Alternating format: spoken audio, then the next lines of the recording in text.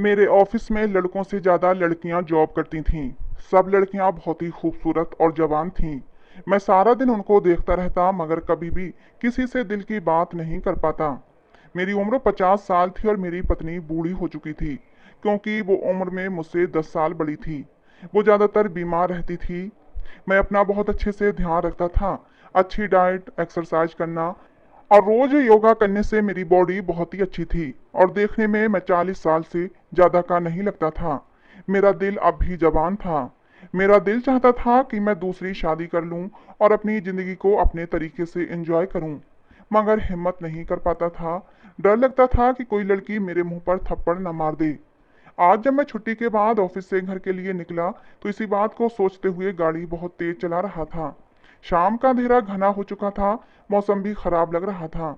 मुझे लगा कि शायद सड़क पूरी तरह खाली है, लेकिन फिर अचानक ही कोई मेरी गाड़ी के सामने आया था। मैंने जल्दी से ब्रेक लगाए। मैं तेजी से गाड़ी का दरवाजा खोलकर नीचे उतर आया। मैं बहुत ज्यादा डर गया था कि कहीं कोई बड़ा नुकसान ना हो गया हो, क्योंकि मेरी गाड़ी की रफ्तार बहुत ज्यादा तेज थी। जैसे ही मैं पास जाकर देखा तो पिंक कलर का शॉर्ट कुर्ता पहने और ब्लू जीन्स पहने एक खूबसूरत सी गोरी चिट्टी लड़की सड़क पर पड़ी हुई थी। मेरी नज़र उसके चेहरे पर पड़ी तो मैं अपनी आंखें झपकाना भूल गया था। ऐसा लग रहा था कि जैसे चौदहवीं का चांद जमीन पर आ गया हो। वो 17-18 साल की लड़की मेरी ही तरफ देख रही थी। कुछ देर तक तो मैं उसके चेहरे को देखता रहा और जब कुछ होश आया तो मैंने फौरन उससे पूछा कि आपको कहीं ज्यादा चोट तो नहीं आई। उसने धीरे से नामे सिर हिला दिया और उठने की कोशिश करने लगी। मैंने फौरन उसका हाथ पकड़कर उसे उठाने की कोशिश की तो उसने सड़क पर दूर पड़ी अपनी बैसाखी की तरफ इशारा किया था, और उस बैसाखी पर नजर पड़ते ही मैं चौंक गया था। मैं सोच भी नहीं सकता था कि इतनी खूबसूरत लड़की अपाहिज हो सकती है। सच कहूं तो मैं पहली ही नजर में उस पर दिल हार बैठा था। उसकी खूबसूरती ने मुझे अपना दीवाना बना रख दिया था। मैंने उसकी बैसाखी उठाई और उसे सहारा देकर खड़ा किया। वो धन्यवाद करके अपनी बैसाखी लेकर जाने लगी। तभी मैंने उसे आवाज दी और कहा कि आपको कहाँ जाना है? क्या मैं आपकी कुछ मदद कर सकता हूँ? मेरी बात सुनकर वो धीरे से मुस्कुराई और कहने लगी, मुझे ऐसी अपाहिज लड़की का भला क्या ठिकाना हो सकता है। लोग तो हमें बहुत ही दया दृष्टि से देखते हैं। जाना तो मुझे घर था, लेकिन जिस रिक्शे वाले के रिक्शे पर मैं बैठकर आ रही थी वो रिक्शा रास्ते में ही खराब हो गया और उसने मुझे ये कहकर नीचे उतार दिया कि आप कोई दूसरा रिक्शा लेकर घर चले जाओ। अब मैं उससे क्या कहती कि मेरा घर इतनी ज्यादा दूर नहीं है। अगर मैं अपाहिज ना होती तो हंसती खेलती अपने घर चली जाती, लेकिन अपनी इस कमी के चलते मुझे रिक्शे की जरूरत पड़ी थी और मेरी किस्मत खराब कि ये रिक्शा भी खराब हो गया। और देखो ना, मौसम भी खराब हो रहा है। कहते कहते उसकी आंखों में आंसुओं की चमक आ गई थी। उसके शब्दों में इतना दर्द था कि मुझे अपना दिल तक महसूस हुई थी उसकी बात। मैंने फौरन कहा कि आप मेरी गाड़ी में बैठ जाएं, मैं आपको आपके घर तक पहुंचा दूंगा। पहले तो उसने हैरान नजरों से मेरी तरफ देखा, क्योंकि मैं उसके लिए बिल्कुल अजनबी था। और फिर रात के सन्नाटे में एक आदमी पर भरोसा करके उसकी गाड़ी में बैठना किसी भी जवान लड़की के लिए बिल्कुल भी आसान नहीं था। मैंने उसे विश्वास दिलाया कि मैं उसे बहुत ही सुरक्षा के साथ उसके घर तक पहुंचा कर आऊंगा। कुछ देर सोचने के बाद वो मेरी गाड़ी में बैठ गई, क्योंकि उसके पास दूसरा कोई रास्ता नहीं था। जैसे ही वो सुंदर लड़की मेरी गाड़ी में बैठी तो मेरी खुशी का ठिकाना न रहा। मेरी नज़र सड़क से कहीं ज्यादा उसके ऊपर जमी हुई थी, क्योंकि उसे देखकर मेरे अंदर जज्बात मचलने लगे थे। मौसम पहले ही खराब था और अभी हम आधे रास्ते में ही पहुंचे थे कि तेज बारिश होने लगी थी। वो लड़की बहुत ज्यादा परेशान हो गई थी। उसने मुझे अपना नाम अमीशा बताया था। कहने लगी, अब मैं घर कैसे जाऊंगी? अगर मैं ज्यादा देर से घर पहुंची तो मेरा मकान मालिक दरवाजा नहीं खोलेगा और फिर मुझे सुबह तक दरवाजे पर ही बैठना पड़ेगा। अब मुझे समझ आ गया था कि वो इतनी ज्यादा परेशान क्यों हो रही थी। उसे अपने मकान मालिक की चिंता सता रही थी। मैंने उसे कहा कि यहाँ से मेरा घर बहुत ही पास है, वो चाहे तो आज की रात मेरे घर पर गुजार सकती है। सच कहूं तो मैं उसका साथ छोड़ना ही नहीं चाहता था। वो अपाहिज जरूर थी, लेकिन उसकी खूबसूरती और उसकी जवानी ने उसकी इस कमी को पूरी तरह छुपा दिया था। कुछ देर सोचने के बाद वो कहने लगी कि मैं आपके घर चलने के लिए तैयार हूँ। आपके घर में कोई औरत तो होगी ना? हाँ, मेरी पत्नी घर पर मौजूद है। ये सुनकर वो बिल्कुल ही शांत हो गई थी और सुकून से मेरी गाड़ी में सर पीछे को टिकाकर बैठ गई थी। और फिर मैं उसे अपने बड़े से बंगले में ले आया। मैंने अमीशा को ये नहीं बताया था कि मेरी पत्नी उम्र में मुझसे बड़ी है और शाम होते ही अपनी दवाई खाकर सो जाती है। अमीशा मेरा आलीशान बंगला बड़े हैरत से देख रही थी। वो बहुत ही हसरत भरे अंदाज में कहने लगी कि मैं तो आज तक छोटी छोटी चीजों के लिए भी तरसती आई हूँ। मैंने तो कभी इतना खूबसूरत घर सपने में भी नहीं देखा था। उसकी बात सुनकर मैं मुस्कुरा दिया था और फिर अचानक ही धीरे से उसके कान के पास में अपना सर ले जाकर कहा कि ये घर तुम्हारा हो सकता है अगर तुम चाहो तो। मेरी बात सुनकर अमीशा एकदम से चौंक गई थी और मेरी शक्ल देखने लगी थी। मैंने बात ही कुछ ऐसी की थी, उसका चौंकना बनता था। अब भी वो मुझे हैरानी से देख रही थी कि मैंने उसे क्या कह दिया है। उसे इस तरह हैरान देखकर मैंने उसे बैठने का इशारा किया और फिर अपनी नौकरानी को आवाज देकर उसके लिए खाना बनाने के लिए कहा। कुछ देर तक वो खामोशी से मुझे ऐसे ही देखती रही, फिर कहने लगी, आपकी पत्नी मुझे कहीं नजर नहीं आ रही है। मैंने अमीशा को बताया कि मेरी पत्नी एक 60 साल की औरत है। वो मुझसे उम्र में बड़ी है। वो हाई ब्लड प्रेशर और शुगर की मरीजा है। वो रात को 8 बजे दवाई खाकर ऐसे सोती है कि सुबह से पहले उसे कुछ खबर नहीं होती। सच बताऊं तो मैं अपनी पत्नी से तंग आ गया हूँ। मैं चाहता हूँ कि मेरी जिंदगी में कोई ऐसा साथी शामिल हो जाए जो मेरे अंदर की प्यास को मिटा सके। मैंने उसकी आंखों में आंखें डालकर अपने दिल की बात कह दी थी। वो कितनी ही देर तक खामोश बैठी रही थी। उसका चेहरा मुझे बता रहा था कि उसे मेरी बात बुरी नहीं लगी है, बल्कि वो मेरी बात पर सोच विचार कर रही है। इसीलिए तो मैंने मौका देखकर उस पर यह चोट लगाई और कहा कि ना ही मेरे आगे पीछे कोई है और मेरी पत्नी भी उम्र के इस पड़ाव पर पहुंच चुकी है कि वो बीमार रहने लगी है। मुझे ये घर अब काट खाने को दौड़ता है। इसीलिए मैं चाहता हूँ कि कुछ ऐसा हो जाए कि हम दोनों मिलकर एक नई खुशगवार जिंदगी की शुरुआत करें। वो कुछ झिझकते हुए कहने लगी कि अगर आपकी पत्नी को पता चलेगा तो फिर क्या होगा। मैंने उसे विश्वास दिलाया कि कुछ नहीं होगा। मेरी पत्नी से तो अपना आप भी संभाला नहीं जाता। वो भला क्या कहेगी। तुम बस शादी के लिए हाँ कह दो। अमीशा कहने लगी कि ठीक है, मुझे आपसे शादी करने में कोई ऐतराज नहीं है, लेकिन मैं शादी से पहले अपनी सेफ्टी के लिए कुछ चाहती हूँ। कहीं ऐसा ना हो कि शादी के बाद उसे इस्तेमाल करके छोड़ दिया जाए और फिर वो कहीं की ना रहे। इसीलिए आप अपनी जायदाद का कुछ हिस्सा पहले मेरे नाम कर दें। अमीशा की बात से मुझे कोई ऐतराज नहीं था। भला मुझे क्या ऐतराज हो सकता था। मेरे पास जायदाद की कौन सी कमी थी। और फिर ये जायदाद मेरी अपनी भी तो नहीं थी, ये तो मेरी पत्नी की थी, जिसके साथ मैं बहुत ही मुश्किल से गुजर कर रहा था। मैंने अमीशा से वादा कर लिया कि मैं अपनी आधी जायदाद उसके नाम कर दूंगा। ये सुनकर वो बहुत खुश हो गई थी। कहने लगी, ठीक है, मुझे भी शादी पर अब कोई ऐतराज नहीं है। एक 18 साल की जवान और खूबसूरत लड़की मेरी पत्नी बनने के लिए तैयार हो गई थी। इससे ज्यादा खुशी की बात मेरे लिए क्या हो सकती थी। मैं तो खुशी के मारे फूला नहीं समा रहा था। मेरा दिल ऐसे धड़क रहा था जैसे 20-25 साल के नौजवान का दिल धड़कता है। अमीशा के साथ आने वाली जिंदगी को लेकर मैं सपने सजाने लगा था। पूरी रात अमीशा बाहर हॉल में ही बैठी रही और मुझसे बातें करती रही। मैं तो बस उसकी बातें ही सुनता रहा। उसकी बातों में इतनी मिठास और खूबसूरती थी कि मैं पूरी तरह उसका दीवाना हो गया था। अगली सुबह मैं खुद उसे उसके घर छोड़ आया था। एक गरीब सा इलाका था जहां जिसके छोटे से घर के ऊपर वाले पोर्शन में वो किराए पर रहती थी। मैंने अमीशा से कहा था कि अगले हफ्ते तक सारे पेपर बनवाकर मैं उससे शादी कर लूंगा और जायदाद उसके नाम कर दूंगा। मेरी बात सुनकर वो मुस्कुराई थी और मैं उसे छोड़कर वापस लौट आया था। वापसी के सारे रास्ते मैं यही सोचता रहा कि मैं कितना खुशकिस्मत हूँ जो उम्र के इस हिस्से में अमीशा जैसी लड़की मुझे मिली थी। खुशी के मारे तो मेरे पैर ही जमीन पर नहीं पड़ रहे थे। मैं जब घर पहुंचा तो मेरी बीमार और बूढ़ी पत्नी जागी हुई थी। वो मुझे देखकर कहने लगी, रोमा बता रही थी कि तुम रात में किसी को घर लाए थे। फिलहाल मैं अपनी पत्नी को अपनी शादी के बारे में नहीं बताना चाहता था, इसलिए मैंने झूठ का सहारा लिया और अपनी पत्नी से कह दिया कि वो मेरे दोस्त की बेटी थी। वो आने वाले कुछ दिन तक हमारे घर में ही रहेगी, क्योंकि मेरा दोस्त किसी काम से दूसरे देश जा रहा है और ऐसे में उसकी बेटी का ध्यान रखने वाला कोई नहीं है। उसकी पत्नी भी इस दुनिया में नहीं है, इसलिए वो अपनी बेटी को मेरे हवाले करके जा रहा है। ये सुनकर मेरी पत्नी खामोश हो गई थी, कुछ नहीं बोली। मैंने भी सुकून का सांस लिया था, क्योंकि अब मैं अमीशा को शादी करके इस घर में भी ले आता तो मेरी पत्नी को कोई ऐतराज न होता। ये एक हफ्ता मैंने अंगारों पर गुजारा था। अमीशा से मिलन का ख्याल ही इतना खूबसूरत था कि मेरी रातों की नींदें उड़ गई थीं। ये एहसास तो मुझे आज से 25 साल पहले भी नहीं हुए थे, जब मेरी पहली शादी हुई थी। ये एहसास कुछ ही अलग ही एहसास है। मेरा मन अमीषा को बाहों में लेने के लिए मचलने लगा था। मेरी रातों की नींदें उड़ गई थीं और फिर पूरे एक हफ्ते बाद मैंने उसके नाम अपनी आधी जायदाद कर दी और उसे घर ले आया। शादी करवाने के लिए मैंने एक पंडित को बुला रखा था। घर बिल्कुल खाली था। मेरी पत्नी अपने कमरे में दवा खाकर सोई हुई थी। इस समय घर में मैं और अमीषा और सिर्फ पंडित जी ही थे। अमीषा कुछ घबराई हुई सी लग रही थी।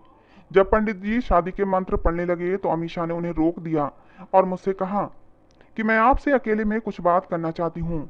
मैं आपको कुछ दिखाना चाहती हूँ।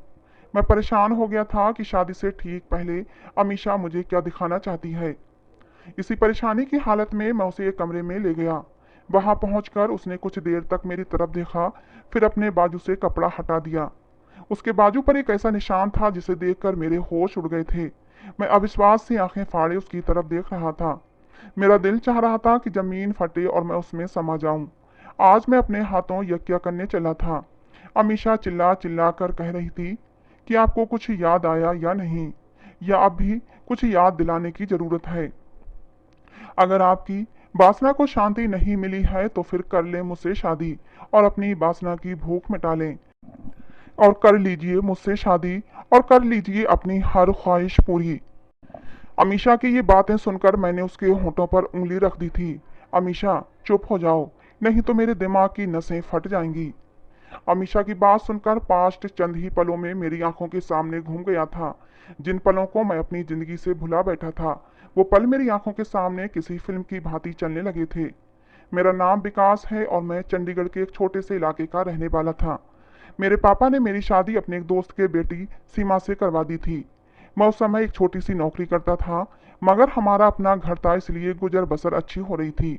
सीमा बहुत ही खूबसूरत और सीधी सादी सी औरत थी और उससे शादी करके मेरी जिंदगी पूरी तरह खुशहाल हो गई थी और मैं अपनी जिंदगी में बहुत खुश था।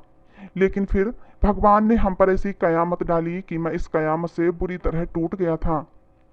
सीमा ने एक बहुत ही प्यारी सी बच्ची को जन्म दिया था, लेकिन मेरी बेटी अधूरी थी क्योंकि जन्म के समय से ही उसके दोनों हाथ नहीं थे। मैं और मेरी पत्नी अपनी बेटी की ये हालत देखकर बुरी तरह टूट चुके थे। लेकिन कहते हैं ना कि माँ तो माँ होती है, वो अपनी ममता का क्या करे। सीमा ने हिम्मत नहीं हारी और अपनी बेटी का सहारा बन गई। लेकिन एक अधूरे बच्चे को पालना बहुत ही मुश्किल होता है। ये काम कोई आसान काम नहीं होता। हम दोनों पति पत्नी ने उसे भगवान का फैसला समझा और स्वीकार कर लिया था। लेकिन मैं अपनी बेटी रिया के साथ इस तरह से मोहब्बत नहीं कर पाया था जैसे एक बाप को अपनी बेटी से होती है। उसके विकलांग होने की वजह से हम दोनों के बीच दूरियां आ गई थीं। वो मुझे देखकर किलकारियां भरती, आवाजें निकालती, लेकिन मैं उसे नजरअंदाज कर देता। सीमा भी इस बात को महसूस करने लगी थी, लेकिन अब मुझे किसी के जज्बात की परवाह नहीं थी। कभी कभी तो मैं सीमा को ही रिया की विकलांगता का जिम्मेदार ठहरा देता था कि न जाने उसने अपनी प्रेगनेंसी के दौरान ऐसा क्या किया था कि हमें एक विकलांग बच्ची पैदा हुई थी। दिन ऐसे ही तेजी से गुजर रहे थे और फिर पूरे 6 महीने बाद पता चला कि सीमा दोबारा उम्मीद से है। ये सुनकर मैं खुशी से झूम उठा था, लेकिन सीमा परेशान रहने लगी थी। उसे रिया की चिंता सताने लगी थी। रिया भी बहुत छोटी है और ऊपर से विकलांग भी है। दूसरे बच्चे की पैदाइश पर वो उसे समय नहीं दे पाएगी। ऐसे में रिया का क्या होगा। रिया को तो फुल टाइम अपनी माँ की अभी जरूरत थी, लेकिन मुझे इस बात से कोई परवाह नहीं थी। मैं तो जल्दी से जल्दी अपने घर में एक हष्ट पुष्ट बच्चा देखना चाहता था। और फिर हमारे घर दूसरे बच्चे की पैदाइश हुई, लेकिन हमारी आजमाइश का दौर खत्म नहीं हुआ था। हमारा दूसरा बच्चा भी अपने पैरों से विकलांग था और दूसरे बच्चे को विकलांग देखकर तो मेरी हालत बहुत ही ज्यादा खराब हो गई थी। सीमा बेचारी तो पहले ही रिया की जिम्मेदारियों से परेशान थी, अब उसे दूसरे बच्चे को भी इसी तरह पालना था।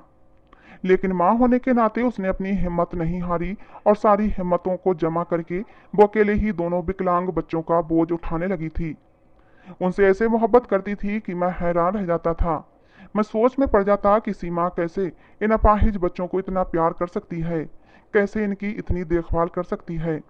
हालांकि मैं तो उन दोनों की तरफ देखना भी गवारा नहीं करता था, लेकिन पता नहीं भगवान को क्या मंजूर था।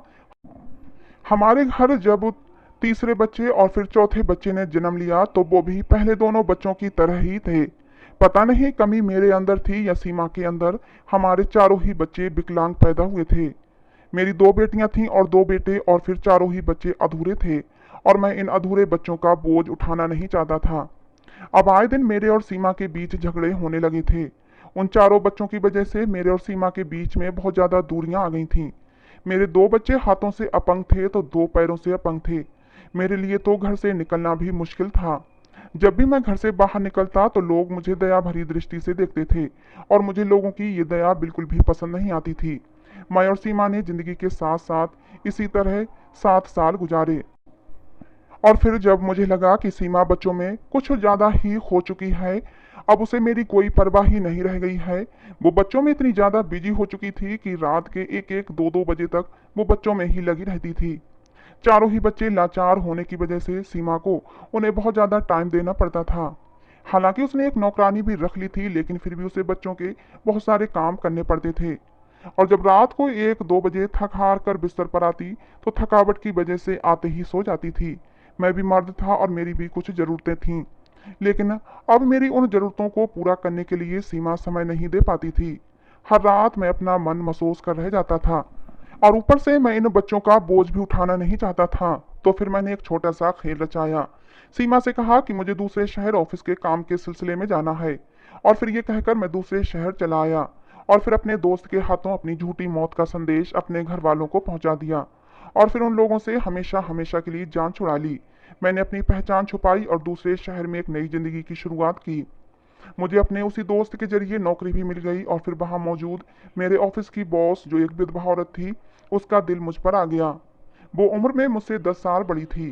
वो सीमा जैसी खूबसूरत नहीं थी, लेकिन उसके पास मौजूद दौलत ने उसकी हर कमी पर भारी पड़ गई थी।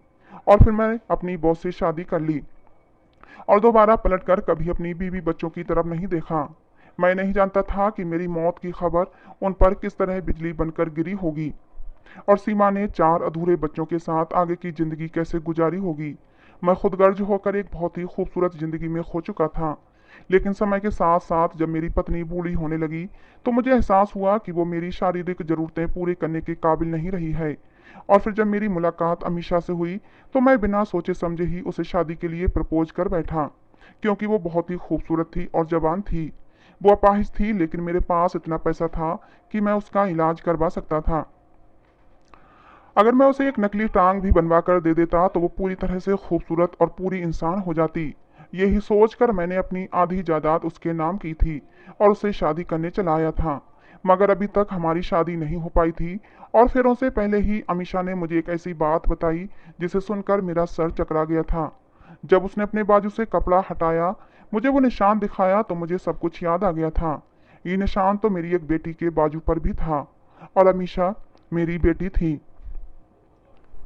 मैं सच कह रहा हूँ कि एक पल के लिए तो मेरा दिल किया कि मैं खुद अपना सिर दीवार पर दे मारूं। मुझे खुद से नफरत महसूस हो रही थी, मुझे खुद से घिना रही थी। अमीशा ने मुझे झंझोड़ कर रख दिया था। मैं उससे आंखें नहीं मिला पा रहा था। 1 हफ्ते तक मैं अमीशा के बारे में क्या क्या ख्याल करता रहा था। अब जब वो ख्याल दिल में आते तो मेरा दिल कांप जाता था, खुद से घिन महसूस होती थी। मेरी आंखों से आंसू बह रहे थे और मैं अमीशा से माफी मांग रहा था। अमीशा कहने लगी, आपने तो उस समय हमें बेसहारा छोड़ दिया था जब हम किसी काबिल भी नहीं थे। अमीशा की बात सुनकर मेरे सिर पर आसमान गिरा था। वो मेरी तीसरे नंबर की बेटी थी, और मुझे तो ना ही उसका नाम याद था ना ही उसका चेहरा, और उसी की वजह से मैंने इतना बड़ा धोखा खाया था। मैंने उससे कहा कि तुमने ये क्या किया है? अगर तुम मेरी बेटी हो तो मुझसे शादी करने क्यों चली गई थी? मेरी आवाज सुनकर उसकी आंखों में आंसू आ गए थे, और वो रोते हुए कहने लगी कि उसे सिर्फ और सिर्फ वो मेरी मोहब्बत और प्यार चाहिए था, और ये कदम उठाकर वो मुझे एहसास दिलवाना चाहती थी। अगर वो ये कदम न उठाती तो मुझे जिंदगी भर कभी एहसास न होता। मेरे मरने की खबर सुनकर मेरा पूरा परिवार ही टूट कर बिखर गया था। सीमा की तो हालत ही खराब हो गई थी। मेरी जुदाई में उन लोगों ने एक एक पल बड़ी मुश्किल से गुजारा था, क्योंकि जिंदगी के इतने साल अमीशा ने और उसके बहन भाइयों ने बहुत तकलीफ में काटे। सीमा ने बहुत मुश्किल से उन्हें पाल पोस कर बड़ा किया था, लेकिन उनकी शिक्षा और परवरिश में कोई कसर नहीं छोड़ी थी। अमीशा को स्कॉलरशिप पर इस शहर में एडमिशन मिला और वो यहाँ पढ़ाई करने के लिए आई हुई थी। मेरी गाड़ी के सामने वो अचानक ही आ गई थी, लेकिन मेरी एक तस्वीर उसके पास थी जिस वजह से वो मुझे पहचान गई थी। और फिर उसके बाद मेरे करीब आने के लिए और मुझे एहसास दिलाने के लिए उसने ये सब किया था। वो रोते हुए कह रही थी कि वो मेरी कमी को बहुत महसूस करती आई है और अब मेरा साथ चाहती है। ये सुनकर मैं हैरान रह गया था। सीमा ने मेरे बगैर चारों बच्चों की न सिर्फ अच्छी परवरिश की थी, बल्कि उन्हें पढ़ाया लिखाया भी था। इतने सालों बाद अपनी बेटी को इस तरह अपनी आंखों के सामने देखकर मैं हैरान भी था और परेशान भी था, कुछ खुश भी था। अपनी आंखों के सामने उसे एक कामयाब जिंदगी गुजारते देखना चाहता था। मैं शर्मिंदगी का शिकार हो गया था। जिन बच्चों को मैंने बोझ समझकर फेंक दिया था, सीमा ने उन बच्चों को समाज का एक बहुत ही अच्छा पढ़ा लिखा काबिल इंसान बना दिया था। मेरे चारों ही बच्चे बहुत ही लायक और काबिल हो गए थे और मैं उम्र के इस हिस्से में एक बूढ़ी औरत और बे औलादी के साथ जिंदगी जी रहा था। मेरी दूसरी पत्नी से मेरी कोई औलाद नहीं हुई थी। मैं तो आज भी अपनी उन्हीं जिस्मानी जरूरतों के पीछे भाग रहा था जिनके लिए मैंने सीमा को छोड़ दिया था। मेरे लिए तो ये डूब मरने की बात थी। मेरी बेटी ने मेरी आंखें खोल दी थीं। अब मैं सीमा से माफी मांगना चाहता था। मैं अपने चारों बच्चों को सीने से लगाना चाहता था, लेकिन मेरे अंदर इतनी हिम्मत नहीं थी कि मैं उनका सामना कर सकता। मेरी बेटी अमीशा मेरे सीने से लग गई और कहने लगी कि हमें खुद से अलग ना करें। आपने जो कुछ भी किया वो एक बीता हुआ कल बन गया है और हम में से कोई भी उस पल को दोहराना नहीं चाहता। हमें अब आपकी जरूरत है। अमीशा के सहारे ही मैं सीमा तक चला आया था और उसने मुझे औलाद की खातिर माफ कर दिया था, वरना मैं माफी के काबिल नहीं था। मैंने जो कुछ किया था बहुत ही गलत किया था, लेकिन सीमा ने जिस तरह मेरे बच्चों को पाला था, मुझे एहसास हुआ था कि मैंने हीरे को छोड़कर मिट्टी का सौदा किया था। मेरी दूसरी पत्नी को जब पता चला कि मैंने अपने पहले बीवी बच्चों से मिलने लगा हूँ, तो उसने मुझे इस बात की इजाज़त दे दी थी और यह भी कहा था कि मैं अपनी सारी फैमिली को यहाँ लेकर आ सकता हूँ। हम एक साथ मिलकर रहेंगे। मेरी दूसरी पत्नी अब बहुत ही बीमार होती थी और उसे पता था कि वो ज़्यादा समय तक जिंदा नहीं रहेगी। इसीलिए अब वो अपनी ज़िंदगी के आखिरी समय में मेरे साथ खुशी खुशी रहना चाहती थी। भगवान कभी कभी हमें बहुत सी मुसीबतें देता है और हमें आजमाता है। हमें भगवान की आजमाइश पर पूरा उतरना चाहिए। अगर भगवान एक मुसीबत खड़ी करता है तो आगे खुशियों के रास्ते भी खोल देता है। मैं अपने चारों बच्चों और सीमा को लेकर अपनी पहली पत्नी के साथ रहने लगा हूँ। सीमा बहुत अच्छी है। चारों बच्चे अपनी माँ से बहुत मोहब्बत करते हैं, लेकिन मैं अब भी खुद को चोर महसूस करता हूँ कि मैंने उन लोगों के साथ बहुत गलत किया था। दोस्तों, सीमा ने मुझे माफ करके ठीक किया या गलत, मुझे माफी मिलनी चाहिए थी या नहीं, अपना जवाब कमेंट बॉक्स में जरूर बताना। तो दोस्तों, आज की हमारी ये कहानी आपको कैसी लगी जरूर बताना। पसंद आई हो तो प्लीज लाइक करना। ऐसी और कहानियों के लिए हमारे चैनल को भी सब्सक्राइब करना। कहानी को अंत तक सुनने के लिए आप लोगों का बहुत बहुत धन्यवाद दोस्तों। मिलते हैं अगली किसी नई कहानी में।